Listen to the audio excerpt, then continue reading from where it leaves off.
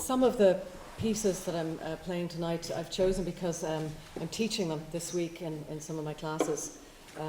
Tierney Weo, that instrumental version of Tierney Weo is one of them. And this is a tune that I worked on with a class yesterday. It's a Jacobite tune, so that the Irish, as I always say in every concert, we lose our battles regularly every century. So at the end of the 16th century and at the end of the 17th and at the end of the 18th and so on until into the 20th century.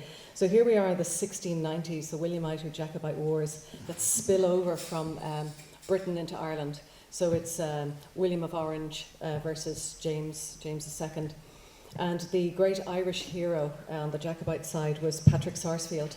And I play and perform one lament for Patrick Sarsfield called Pádraig Sarsfield, his name in Irish. But in the Goodman manuscripts recently, I'd say in the last year or two, I discovered this tune called Briseadh na Bóinne.